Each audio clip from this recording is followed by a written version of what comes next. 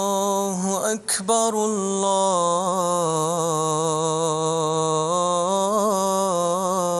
الله أكبر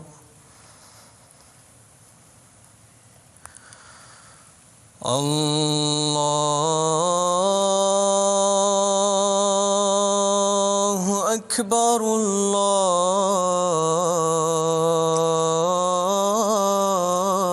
الله أكبر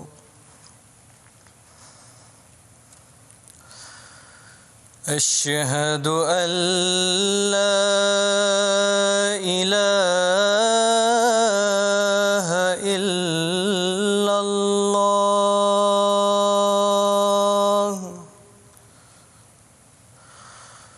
أشهد أن لا إله إلا الله أشهد أن محمدًا رسول الله أشهد أن محمدًا رسول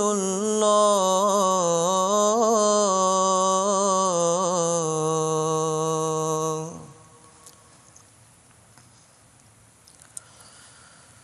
حي على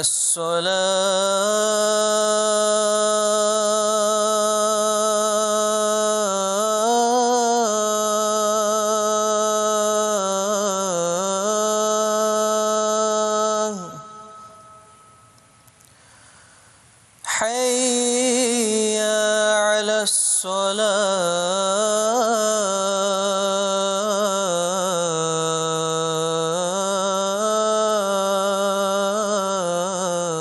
الصلاة حي على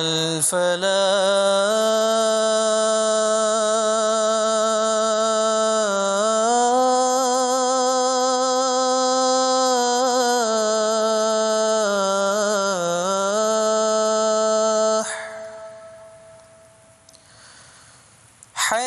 حي على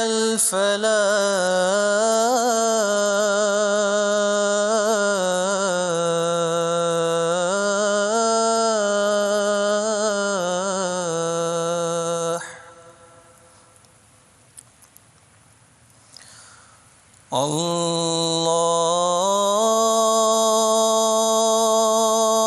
الله أكبر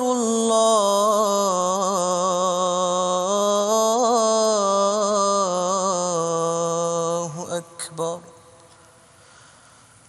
لا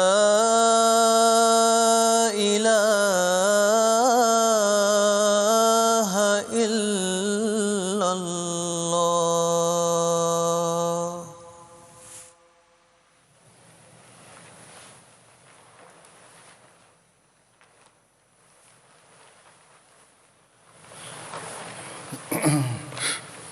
السلام علیکم ورحمۃ اللہ.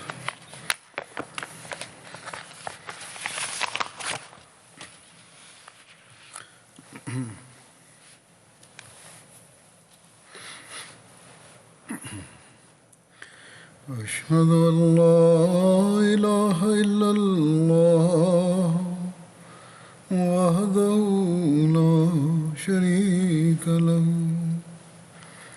وأشهد أن محمدًا عبده ورسوله أما بعد فأعوذ بالله من الشيطان الرجيم بسم الله الرحمن الرحيم الحمد لله رب العالمين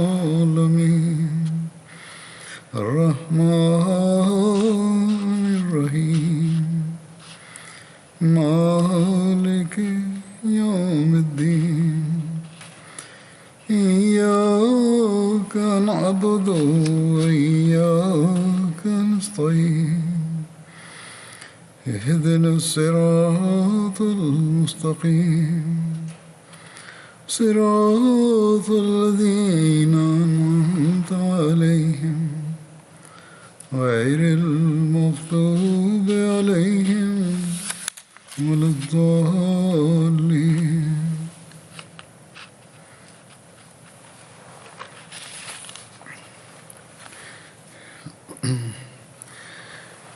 آج صبح ہم نے عید بھی پڑھی ہے اور آج جمعہ بھی ہے. جب عید اور جمعہ ایک دن جمع ہو جائیں تو آن حضرت صلی اللہ علیہ وسلم کا یہ ارشاد ملتا ہے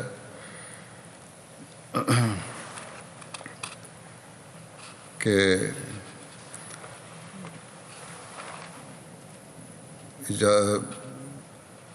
جو لوگ چاہیں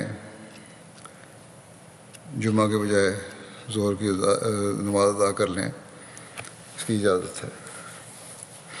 مگر ساتھ ہی یہ بھی ہے کہ ایک موقع پر، ایسے ہی موقع پر آپ نے یہ بھی فرمایا کہ ہم تو جمعہ پڑھیں گے. آپ نے جمعہ پڑھا تھا، اس لیے میں نے امیر صاحب کو اس کی روشنی میں یہی کہا تھا کہ جو ظہر کی نماز پڑھنا چاہیں بے شک ظہر کی نماز باجماعت پڑھ لیں اور جمعہ نہ پڑھ لیں، نہ پڑھیں. ویسے بھی آج کل کے حالات میں زیادہ لوگ جمع تو ہو نہیں سکتے مسجد میں، گھروں میں ہیں، اور گھروں میں اگر فارغ ہیں تو پھر جمعہ جس طرح پہلے پڑھتے تھے اس طرح آپ بھی پڑھ سکتے ہیں، پڑھ لیں. اور جن کی مصروفیت ہے وہ ظہر کی نماز بھی پڑھ سکتے ہیں. لیکن ہم یہاں حضرت صلی اللہ علیہ وسلم کے عمل کی پیروی میں آج جمعہ پڑھ رہے ہیں. حضرت مسلم موعود کے زمانے میں اسی طرح ایک دفعہ عید الاضحیٰ بھی آئی اور جمعہ بھی، تو مختلف لوگوں نے اپنی دلیلیں پیش کیں کہ ظہر کی نماز پڑھنی چاہیے، جمعہ نہیں ہونا چاہیے. آپ نے اس کے جواب میں بڑا اچھا اس کا بڑا اچھا جواب دیا آپ نے کہ جو لوگ ظہر کی نماز پڑھنے پر زور دے رہے تھے ان کو، کہ ہم فرماتے ہیں کہ ہمارا رب کیسا سخی ہے کہ اس نے ہمیں دو عیدیں دی ہیں. اب جس کو دو چپاتیاں ملیں، گھی لگا ہوا دو روٹیاں ملیں، وہ ایک کو کیوں رد کرے گا؟ وہ تو دونوں لے لے گا، سوائے اس کے کہ اسے کوئی خاص مجبوری پیش آ جائے. اور اس لیے رسول کریم صلی اللہ علیہ وسلم نے اجازت دی ہے کہ اگر کوئی مجبور ہو کر ظہر کی نماز پڑھ لے، جمعہ نہ پڑھے، تو دوسرے کو نہیں چاہیے کہ اس پر تان کرے. اور بعض لوگ ایسے ہیں جنہیں دونوں نمازیں ادا کرنے کی توفیق ہو، یعنی نماز عید بھی اور نماز جمعہ بھی، تو دوسرے کو نہیں چاہیے کہ ان پر اعتراض کرے اور کہے کہ انہوں نے رخصت سے فائدہ نہیں اٹھایا. تو بہرحال رخصت تو ہے، لیکن حضرت صلی اللہ علیہ وسلم کا عمل ہمیں یہی نظر آتا ہے. آپ نے فرمایا کہ ہم تو جمعہ پڑھیں گے. بہرحال جیسا کہ میں نے کہا کہ ہم جمعہ پڑھ رہے ہیں آج، لیکن خطبہ مختصر دوں گا. اس کے لیے میں نے حضرت مسیح علیہ السلام کے کچھ اقتباسات لیے ہیں، جن میں حضرت مسیح موعود علیہ السلام نے اپنی بعثت کے مقصد کو بیان فرمایا ہے. اپنی جماعت کے حضرت صلی اللہ علیہ وسلم کو خاتم النبیین ماننے اور حقیقت میں زندہ نبی ہونے کے بارے میں بھی بڑا پرمعرف ارشاد فرمایا ہے، اور آپ صلی اللہ علیہ وسلم کے مقام اور مرتبہ کو بھی بیان فرمایا ہے۔ ہمارے مخالفین ہم پر یہ اعتراض کرتے ہیں کہ ہم حضرت مسیح علیہ الصلوۃ والسلام کو مان کر نعوذ باللہ حضرت صلی اللہ علیہ وسلم کے مقام و مرتبہ کو کم کرتے ہیں۔ ہمارے مخالفین اسمبلیوں میں پاکستان میں یہ قراردادیں پاس کروا کر بڑا فخر کر رہے ہیں کہ دیکھو ہم نے حضرت صلی اللہ علیہ وسلم کے مقام کے ساتھ، نام کے ساتھ خاتم النبیین کے لفظ کو لکھنا لازمی قرار دے کر کیسا زبردست آپ سے محبت کا اور آپ کے مقام کا اظہار کیا ہے۔ اگر ان کے دل بھی حقیقت میں ان کی اس بات کی گواہی دے کر انہیں حضرت صلی اللہ علیہ وسلم کے اصول پر عمل کرنے والا بنا رہے ہیں تو یقیناً بڑی اچھی بات ہے، لیکن ان کے عمل نے تو انہیں اس سے کوسوں دور کر دیا ہے جو تعلیم آپ صلی اللہ علیہ وسلم نے دی تھی۔ اگر حضرت صلی اللہ علیہ وسلم کے زمانے میں واپس جا کر اس تعلیم اور اس اسوے کو اپنائیں جو آپ نے دی اور جس پر عمل کیا، تو مسلمانوں کی گردن کاٹنے والا نہ ہو۔ زمانے کے امام اور حضرت صلی اللہ علیہ وسلم کے غلام صادق کی بیعت میں دوڑتے ہوئے پھر یہ لوگ آئے ہیں، یہ سمجھتے ہیں کہ انہوں نے خاتم النبیین کے لفظ کو لکھنا لازمی قرار دے کر عظیم کارنامہ انجام دے دیا اور احمدیوں کے راستے میں کوئی روک کھڑی کرتی ہے۔ ان عقل کے اندھوں کو یہ نہیں پتہ کہ احمدی تو سب سے زیادہ خاتم النبیین کے مقام کا ادراک رکھتے ہیں، اور یہ ہمیں حضرت مسیح موعود علیہ الصلوۃ والسلام نے دیا ہے۔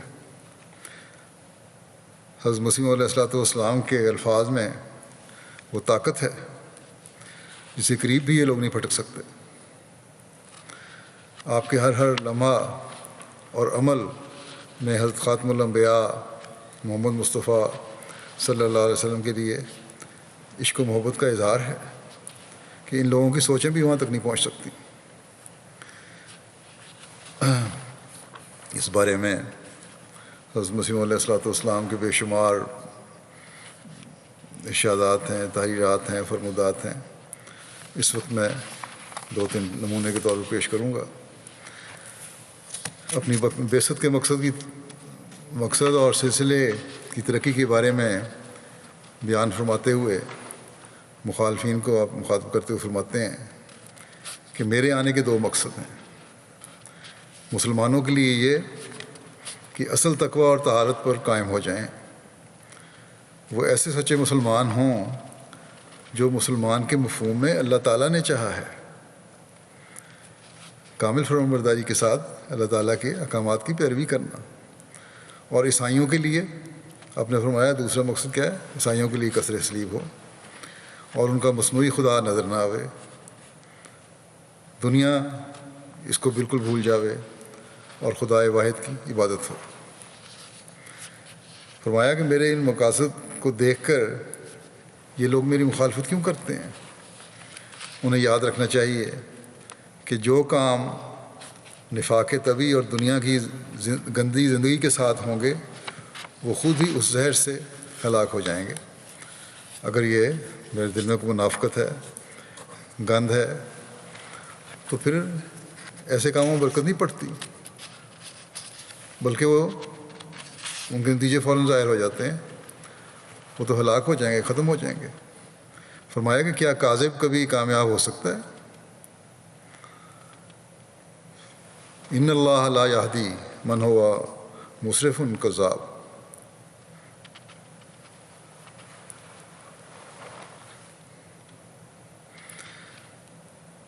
کہ یقیناً اللہ تعالیٰ اسے ہدایت نہیں دیتا جو حد سے بڑا ہوا اور کذاب سخت چھوٹا ہو۔ ان اللہ لا یہدی من ہوا مسرف کذاب. فرمایا کہ کذاب کی حالت کے واسطے ہلاکت کے واسطے اس کا کذب ہی کافی ہے. جھوٹا بندہ ہے تو اس کا جھوٹ جو ہے اس کو ہلاک کرنے کے لیے کافی ہے. لیکن جو کام اللہ تعالیٰ کے جلال اور اس کے رسول کی برکات کے اظہار اور ثبوت کے لیے ہوں اور خود اللہ تعالیٰ کے اپنے ہی ہاتھ کا لگایا ہوا پودا ہو، اس کی حفاظت تو خود فرشتے کرتے ہیں، بندوں کے کام نہیں. جب اللہ تعالیٰ نے اس کام کو شروع کیا ہے تو اس کے فرشتے اس کی حفاظت کرتے ہیں. کون ہے جو اس کو تلف کر سکے؟ چیلنج ہے یہ. جتنی مخالفت ہوتی ہے اتنی جماعت احمدیہ کے اللہ تعالیٰ کی فضل ترقی ہوتی ہے. فرمایا کہ یاد رکھو میرا سلسلہ اگر میری دکانداری ہے تو اس کا نام و نشان مٹ جائے گا، لیکن اگر خدا تعالیٰ کی طرف سے ہے اور یقیناً اس کی طرف سے ہے تو ساری دنیا اس کی مخالفت کرے، یہ بڑھے گا اور پھیلے گا اور فرشتے اس کی حفاظت کریں گے. اگر ایک شخص بھی میرے ساتھ نہ ہو، فرماتے ہیں اگر ایک شخص بھی میرے ساتھ نہ ہو اور کوئی بھی مدد نہ دے، تب بھی میں یقین رکھتا ہوں کہ یہ سلسلہ کامیاب ہوگا. فرمایا کہ مخالفت کی میں پرواہ نہیں کرتا، یہ تو ہوتی ہے. میں اس کو بھی اپنے سلسلے کی ترقی کے لیے لازمی سمجھتا ہوں. یہ کبھی نہیں ہوا کہ خدا تعالیٰ کا کوئی مامور اور خلیفہ دنیا میں آیا ہو اور لوگوں نے چپ چاپ اسے قبول کر لیا ہو. دنیا کی تو عجیب حالت ہے. انسان کیسا ہی صدیق فطرت رکھتا ہو مگر دوسرے اس کا پیچھا نہیں چھوڑتے، وہ تو اعتراض کرتے ہی رہتے ہیں. فرمایا کہ اللہ تعالیٰ کا فضل ہے کہ ہمارے سلسلہ کی ترقی فوق العادت ہو رہی ہے. آج ہم دیکھتے ہیں کہ 200 زائد ممالک میں مخلصین موجود ہیں، آپ کی بیعت میں آنے والے موجود ہیں.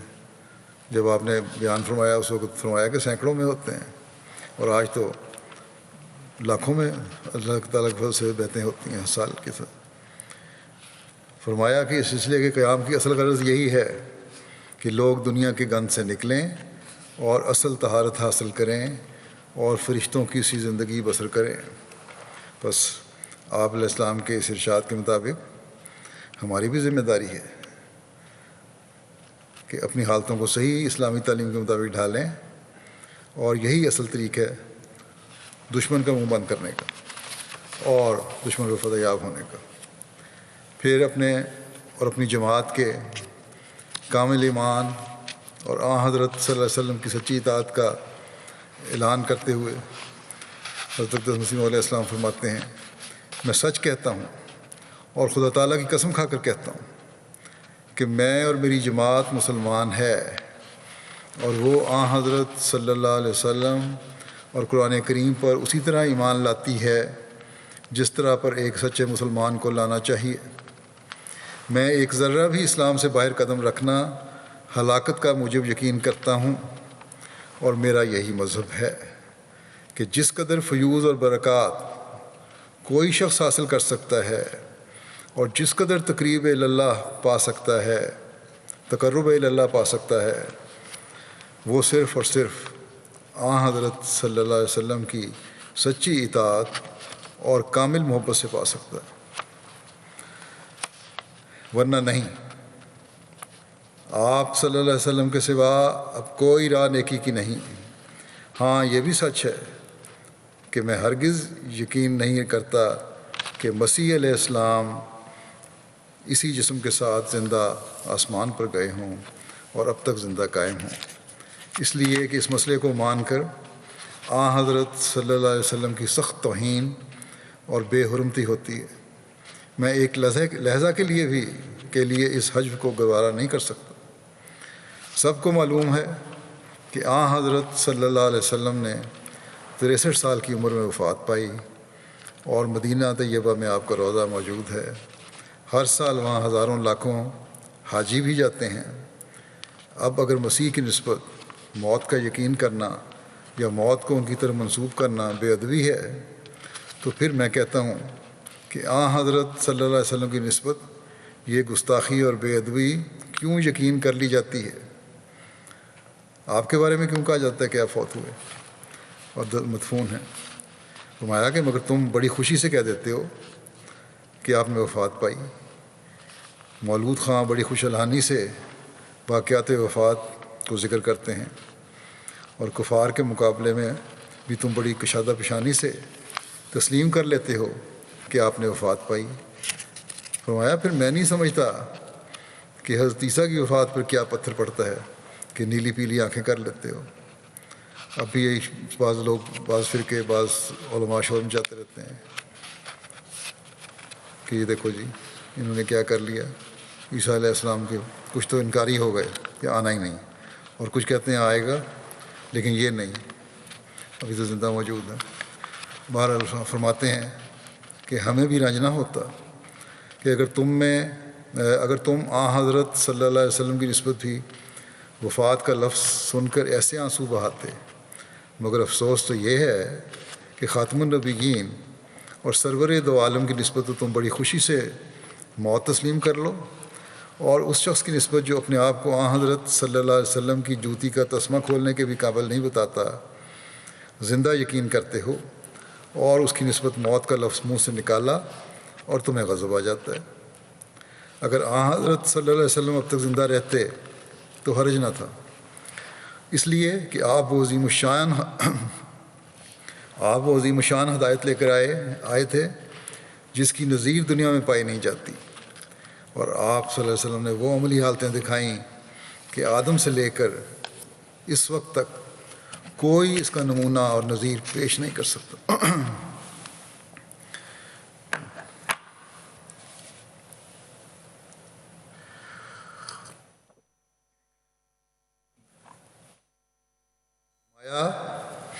میں تم کو سچ سچ کہتا ہوں کہ حضرت صلی اللہ علیہ وسلم کے وجود کی جس قدر ضرورت دنیا اور مسلمانوں کو تھی، اس قدر ضرورت مسیح کے وجود کی نہیں تھی۔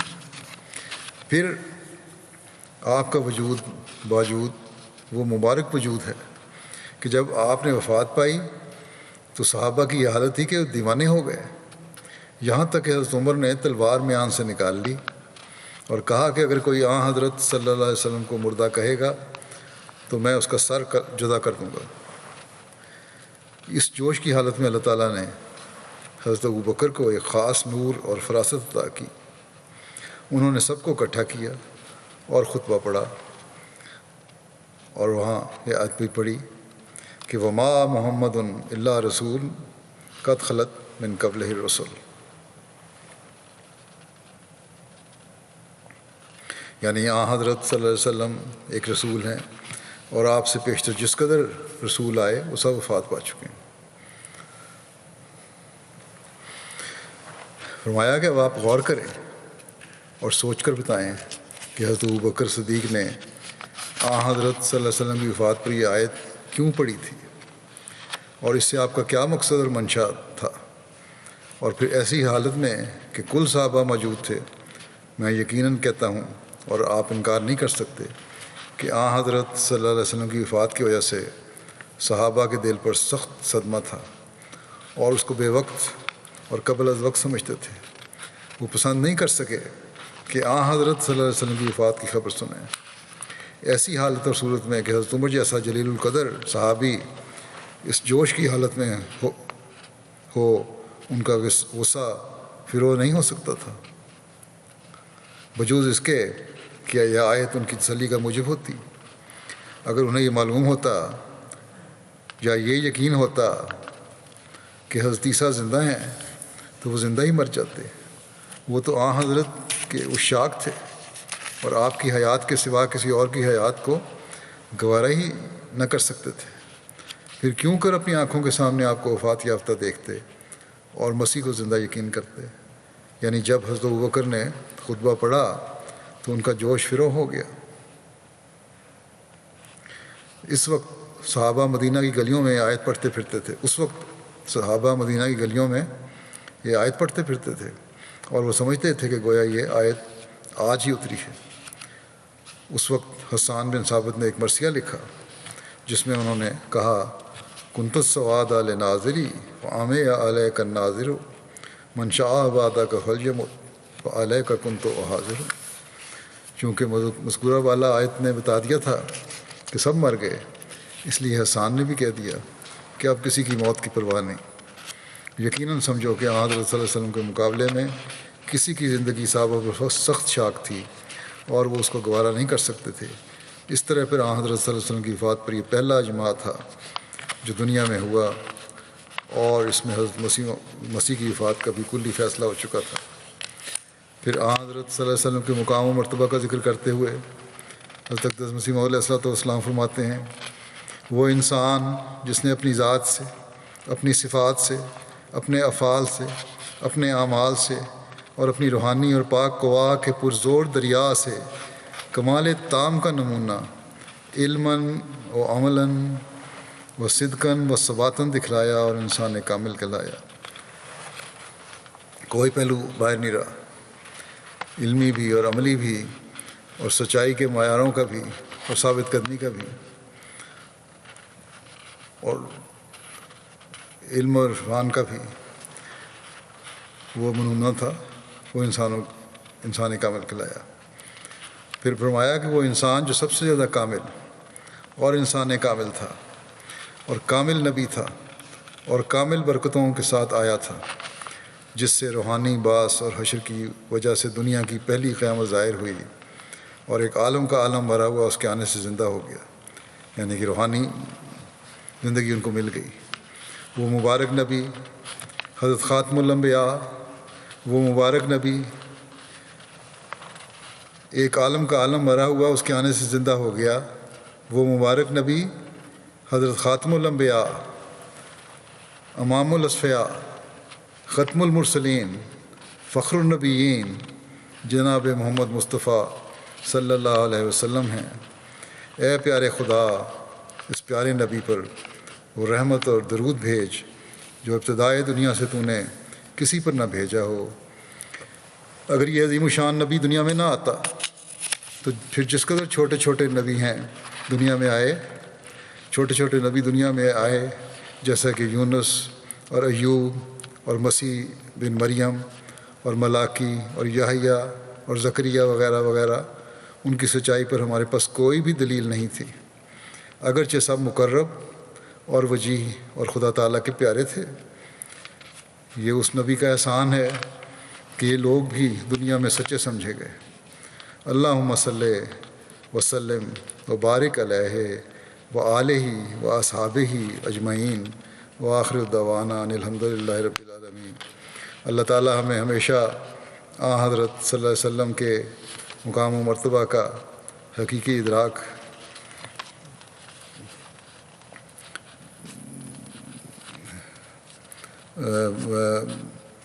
عطا کرتے ہوئے آپ صلی اللہ علیہ وسلم پر درود بھیجتے چلے جانے کی توفیق عطا فرمائے، اور اللہ تعالیٰ کے حضور پہلے سے بڑھ کر ہم جھکنے والے ہوں۔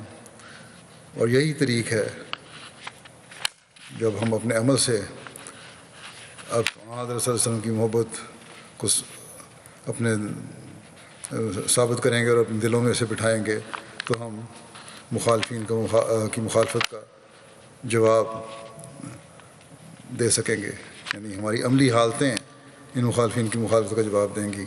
اللہ تعالیٰ ہمیں اس کی توفیق دے۔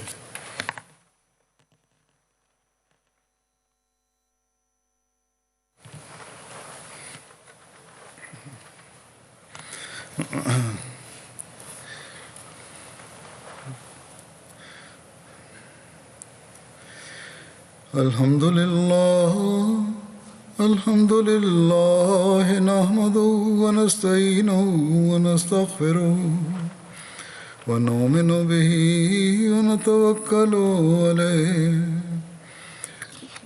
ونعوذ باللہ من شرور انفسنا ومن سیئات اعمالنا من يهده الله فلا مضل له ومن يضلل فلا هادي له ونشهد أن لا إله إلا الله ونشهد أن محمدا عبده ورسوله عباد الله رحمكم الله إن الله يأمر بالعدل والإحسان وإيتاء ذي القربى وينهى عن الفحشاء والمنكر والبغي يعظكم لعلكم